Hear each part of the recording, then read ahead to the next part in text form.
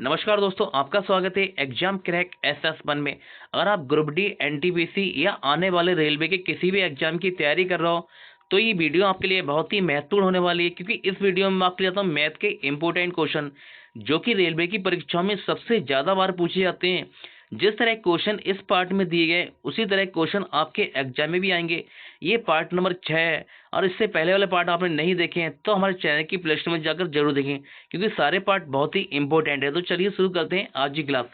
आज का question number पहला, आज का क्वेश्चन नंबर ये पहला, इस क्वेश्चन में आपसे कहेगा कि रूट 4 का मान ज्ञात करें, यानी कि आपको बताना है कि रूट 4 का मान क्या हुआ।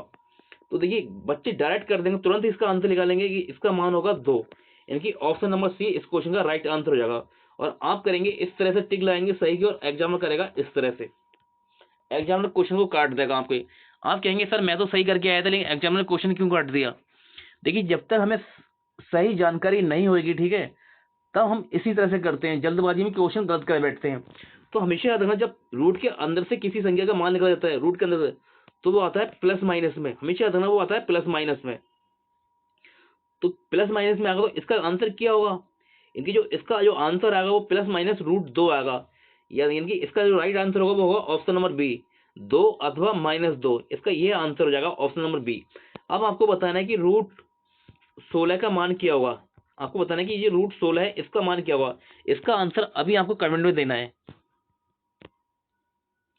क्वेश्चन नंबर 2 देखिए, इस क्वेश्चन आपसे कह रहा है कि root 30 minus root 30 minus root 30 minus root 30 minus root dot dot का मान ज्ञात कीजिए, यानी कि इसका मान बताना है कि इसका मान क्या आएगा।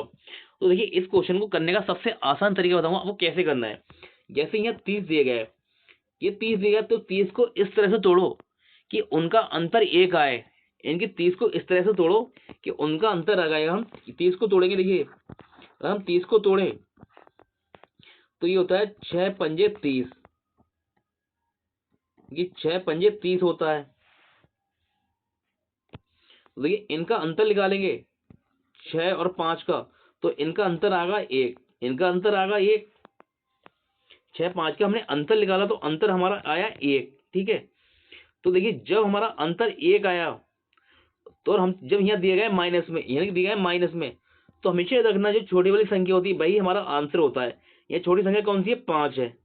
छोटी संख्या कौन सी है, 5 है। तो इसका राइट आंसर होगा ऑप्शन नंबर ए, हमारा राइट आंसर हो जाएगा। और मान लिया कल को यहाँ आपको यहाँ माइनस लिखा है, यहाँ आपको प्लस लिखे, प्लस देखे इस तरह से प्लस दिखने लगे आपको, तो क्या करना है, तब जो आंसर होगा आपका वो होगा बड़ी संख्या, यानी यहाँ बड़ी संख्या कौन सी, 6 है। 6, तो आपका आंसर होगा 6। इस तरह से आप याद रखना, माइनस में हो तो छोटी संख्या आंसर होगा, और प्लस में हो क्वेश्चन तो बड़ी संख्या आंसर होगा। और इस तरह से तोड़ना है कि उनका अंतर क्या है, अंतर 1 आए। हमेशा ध्यान रखना अंतर क्या है, 1 आए। इस तरह से आपको तोड़ना है।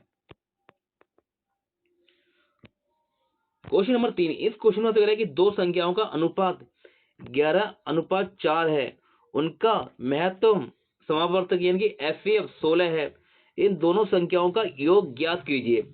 आपको बताना है कि इसका योग क्या होगा। तो ये जो हमारा अनुपात दिया गया है, यानी कि ये दिया है 11 और 4 दिया गया है, इनको जोड़ लो, 11 और प्लस 4 कर लो, इनका जो योग आया वो आया 15, 15 आया। अब 15 से देखिए कौन सा ऑप्शन पूरी तरह से कटता है। अगर आप 15 से भाग देने बैठेंगे तो आपको बहुत टाइम लगेगा, 15 से भाग देने बैठेंगे तो आपको टाइम लगेगा। तो हमें करना है 15 को भी 2 भागों में इस तरह तोड़ लो, ये होता है 5 × 3 होता है। अब 5 से हम चेक करते हैं, किसी संख्या को हम 5 से चेक करते हैं तो उसके लास्ट में 0 होए या 5 हो तो वो संख्या 5 से पूरी तरह से कट जाएगी। तो देखिए ऑप्शन नंबर 6 में, सॉरी ऑप्शन नंबर सी में ना तो यहाँ 0 है और ना ही 5 है, यानी कि ऑप्शन नंबर सी हमारा आंसर नहीं होगा। ऑप्शन नंबर डी में देखिए क्या है, लास्ट में 4 है, ना तो यहाँ 0 है ना 5 है, यानी कि ये भी हमारा आंसर नहीं होगा। तो देखिए ऑप्शन नंबर ए के लास्ट में 0 है और ऑप्शन नंबर बी के लास्ट में 0 है। तो अब हम चेक करेंगे 3 से, अब हम चेक करेंगे 3 से। और 3 की भाजकता क्या होती है कि संख्याओं का योग 3 से पूरी तरह से कटता हो, तो वही क्या होता है, हमारा आंसर होता है। तो हम ये देखिए ऑप्शन नंबर ए में चेक करें, 2 और 4 इसका योग आएगा 6, और 6 3 से कटता है, यानी कि ऑप्शन नंबर ए हमारा आंसर हो सकता है। और 3 और 2 का योग करेंगे तो इसका ये होगा 5, और 5 3 से नहीं कटता, 5 3 से नहीं कटता, यानी कि ऑप्शन नंबर बी भी हमारा आंसर नहीं होगा। यानी कि इस क्वेश्चन का राइट आंसर हो गया, वो हो गया ऑप्शन नंबर ए। आप डायरेक्ट इस तरह से कर सकते हैं, मैंने आपको समझाया तो इसमें टाइम लगा, ठीक है। अगर आप इस क्वेश्चन को और दूसरे तरीके से करेंगे तो कैसे करेंगे, इन दोनों का योग करेंगे, इन तरह का योग करेंगे, 11 और 4 का योग होगा 15। जो और हमारा एचसीएफ दिया गया कितना, 16 दिया गया है, तो 16 की गुणा कर देंगे आप, 16 की इसमें गुणा करेंगे तो जो इसका राइट आंसर आ जाएगा वो आएगा 240। 240 आएगा, इनके इस तरह से ये आंसर हो जाएगा। और कभी भी आप इस तरह से क्वेश्चन को ना करने बैठ जाए, इस तरह से करेंगे तभी क्वेश्चन आसान होगा। इससे पहले तरीका वाला तरीका बताया वो भी आसान होगा। और कभी भी क्वेश्चन आप इस तरह से मत करना कि ये अनुपात दिए गए हैं, तो जो एचसीएफ होता है, जो एचसीएफ होता है वो क्या होता है, प्रत्येक संख्या में छुपा हुआ होता है। जो एचसीएफ होता है वो प्रत्येक संख्या में क्या होता है, छुपा हुआ होता है। तो कभी इस तरह से मत करने बैठ जाएंगे। 11 को लिया, 11 इंटू 16 करें या फिर प्लस, क्योंकि हमसे संख्या का योग पूछ रहा है, 11 इंटू 16 करें, फिर 4 इंटू 16 करें, तो इनका योग करेंगे तो भी ये क्या आएगा, 240 आएगा। इस तरह से मत करना बैठना, इस तरह से करेंगे तो देखिए इनकी गुणा करना पड़ेगी और फिर इनकी भी गुणा करेंगे। तो 16 गुणा करेंगे 4 से, तो 16 चौका होता है 64 प्लस, और 16 गुणा करेंगे 11 से तो 6 7, और ये आएगा 176, और इनको जोड़ेंगे तो ये आ जाएगा 240। यानी कि इस तरह से आप करेंगे तो आपको टाइम लग जाएगा, ठीक है। तो ये इस तरीके से आपको बचना है, इस वाले तरीके से बचना है। जो जस्ट पहले कराया मैंने आपको, उस तरीके से क्वेश्चन करना है, आपका सेकंडों में आंसर आया। क्योंकि आपको औरों से अलग बनना है, आपको रेलवे की जॉब एक ही बार में चाहिए, तो आपको मेहनत भी औरों से हटके करना पड़ेगी। क्वेश्चन नंबर 4, इस क्वेश्चन आपसे कह रहा है कि एक शॉपिंग मॉल में किसी वस्तु की लागत में 10% की वृद्धि की गई और फिर इसे 10% कम कर दिया गया, कुल प्रतिशत वृद्धि या कमी कितनी है। तो देखिए, जब मैंने आपको बताया सेम संख्या दी जाए, इस तरह से सेम संख्या दी जाए और आपसे एक जगह कहा जाए कि एक जगह की वृद्धि की गई, फिर कहा जाए कि कम किया गया, यानी कि पहले बढ़ाया गया फिर कम कर दिया, और संख्या जो हो वो सेम हो, तो हमें क्या करना है, इन संख्या का स्क्वायर कर देना है। क्योंकि 10 का स्क्वायर करेंगे और बटे 100 कर देना है आपको। और हमेशा याद रखना है, जब भी आपको एक बार कम बोला जाए, इनकी एक बार वृद्धि बोली जाए और एक बार कम बोला जाए, तो हमेशा क्या होता है, इसमें क्या होती है, कमी होती है। इसमें क्या होती है, कमी। तो 10 का स्क्वायर करेंगे तो 100, और 100 को 100 से भाग देंगे तो आएगा 1, यानी कि 1% की क्या होगी, कमी होगी। 1% की क्या होगी, कमी होगी। यानी कि इसका राइट आंसर जाएगा ऑप्शन नंबर सी। बस आपको इतना ही करना है। कौन कैसे करता है क्वेश्चन को ये मत देखो, आप कैसे कर रहे हैं क्वेश्चन को, आप बस ये देखो, ठीक है। आपको इस तरह से क्वेश्चन करना है कि आपका आंसर सेकंडों में आए। और देखिए, अगर आपने ये तरीका सीख लिया तो आपको पेन उठाने की भी जरूरत नहीं पड़ेगी, आप क्वेश्चन को देखते ही आंसर निकाल दोगे। जैसे आपको दिखेगा एग्जाम में कि अरे यहाँ तो कह रहा है कि एक बार वृद्धि हो रही है, एक बार कमी हो रही है, और सेम संख्या दी गई है, तो क्या करना है, हमें डायरेक्ट कर देंगे, 100 का स्क्वायर 100 से भाग देंगे, क्या होगा, एक कमी होती है। जब एक बार वृद्धि हो एक बार कमी हो, तो इसमें हमेशा क्या होता है, कमी होती है। इसमें क्या होता है, हमेशा कमी होती है। और 100 का स्क्वायर होगा, 10 का स्क्वायर होगा 100, और 100 से भाग देंगे तो 1 आएगा, यानी कि 1% की कमी होगी। ऑप्शन नंबर सी इस तरह से राइट हो जाएगा, आपको पेन चलाने की भी जरूरत नहीं पड़ेगी। क्वेश्चन नंबर 5, इस क्वेश्चन आपसे कह रहा है कि एक संख्या 9:5 के अनुपात में विभाजित है, जब प्रत्येक संख्या में 8 जोड़ दिया जाता है तो अनुपात 5:3 हो जाता है। दोनों में से बड़ी संख्या कौन सी है। आपसे पूछ रहा है कि बड़ी संख्या कौन सी है दोनों में से। तो देखिए, ऐसा क्वेश्चन, इस टाइप का कोई भी क्वेश्चन आए, मैं आपको सिर्फ एक ही सलाह दूंगा, आप कभी बेसिक तरीके से मत करना। बेसिक तरीके से क्वेश्चन करने जाएंगे आपको टाइम लगेगा, ठीक है। आंसर निकाल लेंगे लेकिन आपको टाइम लगेगा। लेकिन जो तरीका आपको मैं सिखाऊंगा वो सबसे शानदार तरीका सिखाऊंगा। तो आपको करने क्या है, आपको पूछ रहा है कि बड़ी संख्या, जब देखिए यहाँ कुछ नहीं दिया गया तो ये क्या है, वर्तमान में होगी। यही क्या होगा, वर्तमान में, जब यहाँ कुछ न दिया जाए। तो यहाँ बड़ा अनुपात कौन सा है, 9 है। बड़ा अनुपात क्या है, 9 है। तो देखिए 9 से कौन सा ऑप्शन कटता है, वही हमारा आंसर हो जाएगा। देखिए 80 9 से नहीं कटता, इनकी ऑप्शन नंबर ए हमारा आंसर नहीं होगा। और देखिए 72 कटता है, यानी कि 72 हमारा आंसर हो सकता है। और 81 भी 9 से कटता है, ये भी हमारा आंसर होता है। लेकिन 69 9 से नहीं कटता, 69 हमारा 9 से नहीं कटता, यानी कि ये भी हमारा आंसर नहीं होगा। यानी कि 2 ऑप्शन हमारे कट गए। जब हमारे 2 ऑप्शन कट गए, हमारे आंसर या तो हमारा बी होगा या डी होगा। ये हमें चेक करना पड़ेगा। तो अब कैसे चेक करेंगे, तो देखिए आगे कह रहा है कि जब आगे क्वेश्चन कह रहा है, जब प्रत्येक संख्या में 8 जोड़ दिया जाता है तो अनुपात 5:3 हो जाता है। तो आपको करना क्या, देखिए यहाँ क्या बड़ा अनुपात कौन सा है, यहाँ है 5 है, यहाँ बड़ा अनुपात 5 है क्या। और फिर क्या करना है आपको, प्रत्येक संख्या में 8 जोड़ना है। अगर हम 72 में 8 जोड़ेंगे, 72 में 8 जोड़ेंगे तो कितना बनेगा, ये 72 8 80 बनेगा। और 80 देखिए 80 आपका 5 से पूरी तरह से कटता है। 80 5 से पूरी तरह से कटता है, यानी कि ऑप्शन नंबर बी हमारा राइट आंसर हो जाएगा। हम चेक करें ऑप्शन नंबर डी को। देखिए 81 में हम +8 जोड़ेंगे, 81 में हम +8 जोड़ेंगे,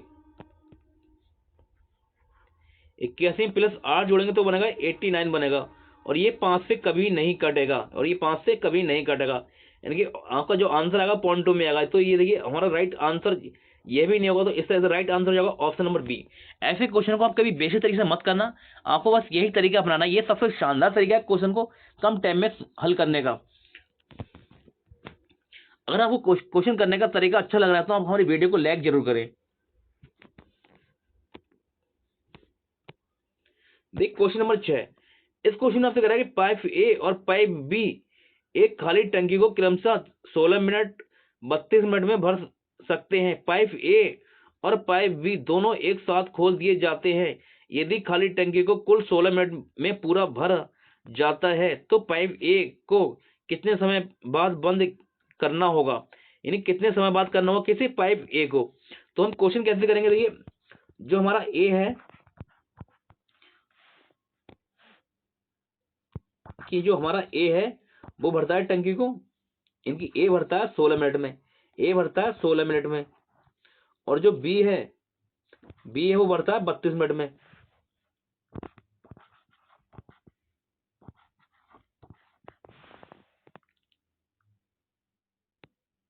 अब हम इन दोनों का लेंगे एलसीएम। अब एलसीएम लेंगे तो इसका एलसीएम आएगा 32, 32 आएगा, 16 से 32 क्या बार में जाएगा, 16 दूनी 32, ये जाएगा 2 बार में, और देखिए 32 से 32 क्या बार में जाएगा, ये जाएगा 1 बार में। यानी कि जो ए है वो एक दिन में काम करता है जो ए है वो एक टंकी को भरता है एक दिन में 2 भरता है, और जो बी है वो एक टाइम में एक दिन में 1 ही भरता है। तो ये जो हमारा एलसीएम आता है, ये 16 जो हमारा जो 32 हमारा एलसीएम है, यही क्या है हमारा टोटल कार्य है, यही क्या हो गया हमारा 32 टोटल कार्य हो गया। तो देखिए आगे जो क्वेश्चन कह रहा है कि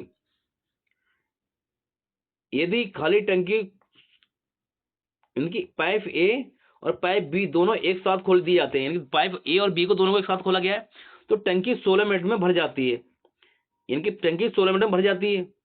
जब टंकी भर रही है 16 मिनट में, इसका एक है, जब टंकी 16 मिनट में भर रही है तो बी जो देखिए जो बी है, देखिए ए को बंद किया गया है, ठीक है, ए को बंद किया गया है, लेकिन बी को बंद नहीं किया। बी क्या है, लगातार काम कर रहा है, बी क्या है, लगातार टंकी को भर रहा है। तो देखिए जो है टंकी 16 मिनट में पूरी भरी गई, और बी भरता है एक बार में 1 भरता है, तो 16 मिनट में कितनी भरेगा, 16 एकम 16 वो भरेगा, 16 भरेगा, 16 मिनट में 16 ही भरेगा। तो हम बी की टंकी जो बी ने भरी है उसे माइनस कर देंगे इसमें से। बी ने भरी कितनी है, 16 भरी है 16 मिनट में, क्योंकि 1 मिनट में 1 भरता है, 16 मिनट में 16 भरेगा, तो -16 कर देंगे। तो बची कितनी इसमें बचेगी, 16 बचेगी, यानी कि अब जो टंकी की कैपेसिटी बची वो 16 बची। और आपका बच्चा है ए, जो ए है वो एक टाइम में भरता है 2, तो 16 कितनी देर में भरेगा, 16 कितनी देर में भरेगा, वो भरेगा 2 मिनट, 2 से भाग देंगे 16 को, तो 16 दूनी 2 अट्ठे 16, यानी कि ये आएगा 8 आ जाएगा, 8 आ गया। तो देखिए आपसे कह रहा है कि ए को कितने समय बाद बंद करना होगा, तो ए को जो कितने समय बाद बंद करना होगा, यानी कि टंकी क्या हो 16 मिनट में पूरी भरी गई, टंकी 16 मिनट में पूरी भरी गई, और ए को कितने समय बाद बंद करना पड़ेगा, वो करना पड़ेगा 8 मिनट बाद, यानी कि इसका क्वेश्चन राइट आंसर होगा 8 मिनट, यानी कि ऑप्शन नंबर इज सी इस क्वेश्चन का राइट आंसर हो जाएगा 8 मिनट। देख क्वेश्चन नंबर 7, इस क्वेश्चन में प्रति बरस 12% पर 3 साल के लिए किसी धनराशि पर साधारण ब्याज 6,750 है, वार्षिक रूप से संयुक्त करने पर उसी अवधि के लिए समान दर पर समान राशि पर चक्रवृद्धि ब्याज क्या होगा। आपसे पूछा चक्रवृद्धि ब्याज, कितने लोग इस क्वेश्चन को एग्जाम में देख के छोड़ देंगे, उन्हें लगा सर क्वेश्चन तो बहुत टफ है, लेकिन आप मुझसे पढ़ रहे हो तो आपको ऐसा सॉल्यूशन सिखाऊंगा कि यूट्यूब पे किसी ने इस तरह का सॉल्यूशन नहीं सिखाया होगा। तो आपको क्वेश्चन कैसे करना है, तो देखिए मैंने आपको सबसे शानदार तरीका सिखाता हूँ और सबसे आसान तरीका सिखाता हूँ। तो देखिए मैंने आपको सिखाया कि अगर हम 3 साल का चक्रवृद्धि ब्याज निकालना है तो कैसे निकालेंगे। तो देखिए 3 साल का होता है 3 3 और 1 होता है, ये इस तरह से होता है 3 3 1। तो पहले क्या होता है, पहले में जो आता है वो आता है साधारण ब्याज आता है, और देखिए फिर लास्ट में जो होते बचते हैं 2, ये क्या होता है, साधारण ब्याज चक्रवृद्धि ब्याज का अंतर होता है। और हम चक्रवृद्धि ब्याज करेंगे तो इन सबको जोड़ते हैं, इन सबको जोड़ लेते हैं, तो हमारा निकल के आता है। तो अब देखिए ये क्या है, 3 साल का साधारण ब्याज क्या है, 6,750 है।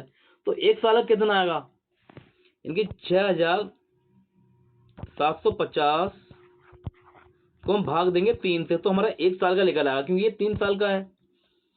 तो 3 दूनी 6 और 3 दूनी 6 बचा 1, 3 पंजे 15, इनकी ये आया 2250, 2250 आ गया, इनकी एक साल का आ गया 2250, और 3 से गुणा करेंगे तो हमारा ये हो जाएगा 6,750 हो जाएगा, 6,750 हो जाएगा। अब आपको करना क्या है, अब जो निकल के आया 2250, इनकी 2250 को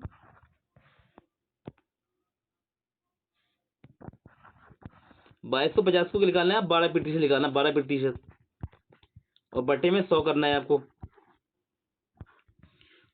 तो देखिए 12 से गुणा करेंगे हम 2250 में, तो 0 और 12 पंजे 60 के 0 हासिल 6, 12 दूनी 24, 12 दूनी 24, 12 दूनी 24 और 6 30 का 0 हासिल 3, 12 दूनी 24 और 3 27, ये आ गया 2700 आपका।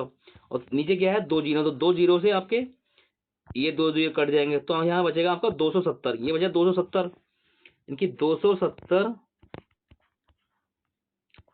270 गुणा करेंगे 3 से, तो 27 तिया 81, ये 27 तिया 81 हो जाएगा,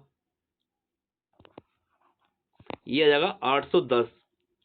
अब आपको करना है 270 का, 270 का फिर 12% निकालना है, बट्टे में 100, तो 0 से 0 कट जाएगा,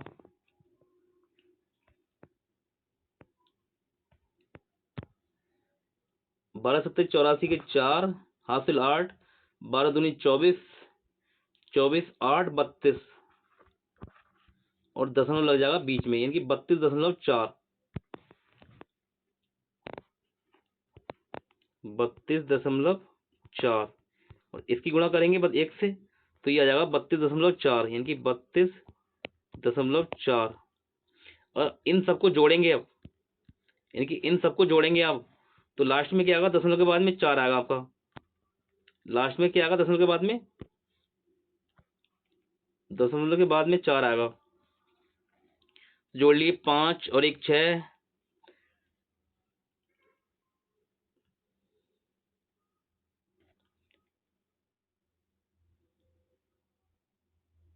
इन्हें जोड़ेंगे तो आप 2 और 5 और 1,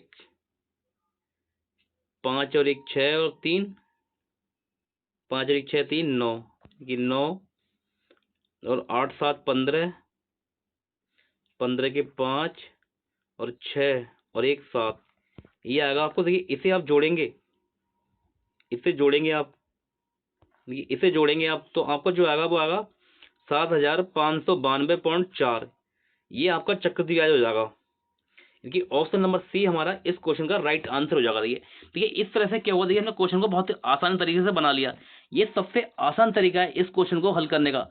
और देखिए एग्जाम में जब आपके इस टाइप का क्वेश्चन आए तो आपको छोड़ना नहीं है, इसी तरह से करना है, ठीक है, ठंडे दिमाग से करना है।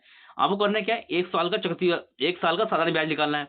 तो एक साल का जो हमने साधारण ब्याज निकाला वो कितना है हमारा, वो आया 2250 आया। फिर हमने 2250 का हमने निकाला 12% से, यानी कि 12% निकाला 2250 का, फिर आया हमारा 270 आया, 270 का हमने फिर निकाला 12%, तो हमारा आया 32.4, और इन सबको हमने 3 से गुणा करके जोड़ लिया, यहाँ 3 से गुणा करी, फिर यहाँ 3 से करी, और यहाँ लास्ट में 1 से करी,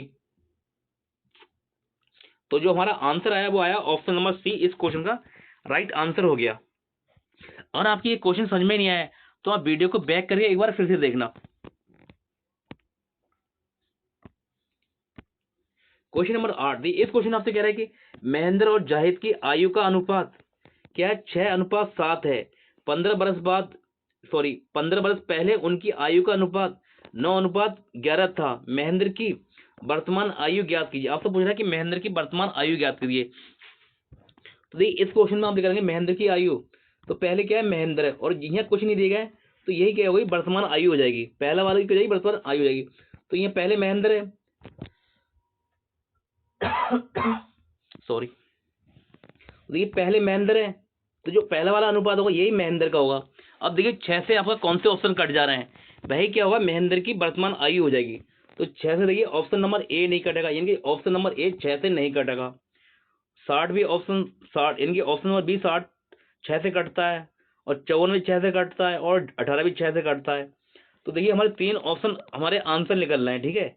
तो हम फिर इस क्वेश्चन को आगे करेंगे। आगे हमसे क्वेश्चन कह रहा है कि 15 बरस पहले उनकी आयु का अनुपात क्या था, 9:11 था। तो देखिए पहले वाला जो अनुपात है कि महेंद्र पहले है, तो महेंद्र का यहाँ दूसरे में क्या होगा अनुपात, पहला वाला होगा यानी कि 9 होगा, अनुपात 9 होगा। तो देखिए यहाँ से तो क्वेश्चन कह रहा है कि 15 बरस पहले की, यानी कि इसमें से -15 करेंगे, 15 करेंगे तो कितना बचेगा हमारे पास में, 60 में से 15 माइनस करेंगे तो बचेगा 45, और 45 बचेगा, और 45 देखिए 9 से पूरी तरह से कटता है, यानी कि ऑप्शन नंबर बी हमारा इस क्वेश्चन का राइट आंसर हो जाएगा। बस आपको एग्जाम में इतना ही करना है। देखिए अगर इसमें से हम माइनस करेंगे 15, इसमें से 15 माइनस करेंगे तो कितना बचेगा, 14 में से 5 जाएगा 9, और 4 में से 1 गया 3, यानी 39 बचेगा। 39 कभी 9 से नहीं कटेगा, यानी कि ऑप्शन नंबर सी भी हमारा आंसर नहीं होगा। और ये 18 से -15 करेंगे तो यहाँ बचेगा 3, और 3 के 9 से कटेगा, नहीं कटेगा, ये भी आंसर नहीं होगा। बस आपको एग्जाम में इतना ही करना है, सबसे आसान तरीका सीखना है क्वेश्चन बनाने का, बस सेकंडों में आप इस तरीके से आंसर कर लेंगे। क्वेश्चन नंबर 9, इस क्वेश्चन में आपसे कह रहा है कि एक स्कूल में लड़के और लड़कियों को मिलाकर औसत आयु, इनकी क्या क्वेश्चन क्या है, कह रहे थे लड़के और लड़कियों को दोनों को मिलाया गया, तो उनकी औसत आयु क्या है, वो 16.8 वर्ष है। लड़कों की औसत आयु कितनी है, वो है 15.4 है, और लड़कियों की औसत आयु कितनी है, वो 18.2 है।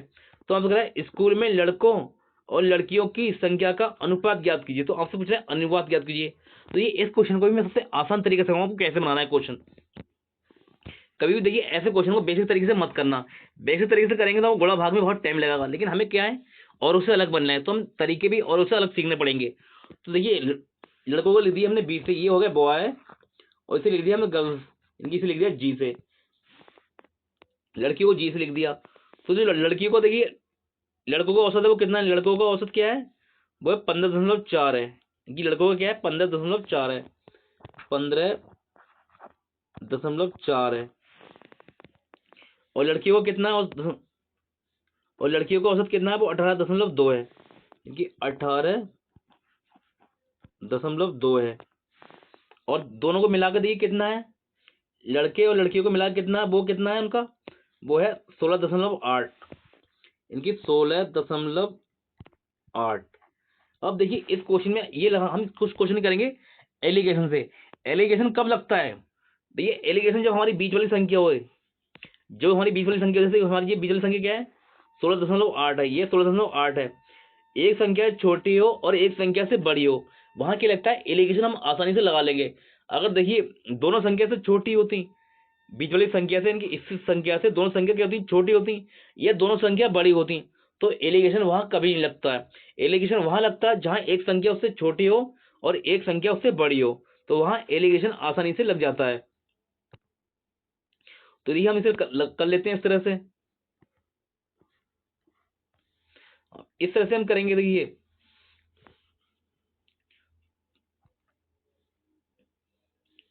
ये मिनट यहाँ लिख लेते हैं आपको समझाने के लिए,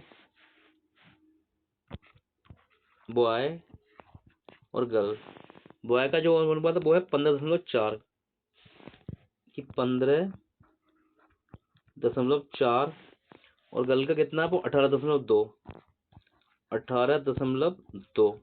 और टोटल कितना है 16.8 कि 16.8।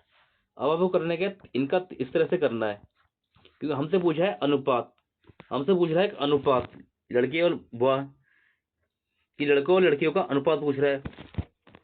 देखिए तो 16 में से हम 16.8 में से हम 15.4 माइनस करेंगे तो यहाँ कितना बचेगा, क्योंकि 4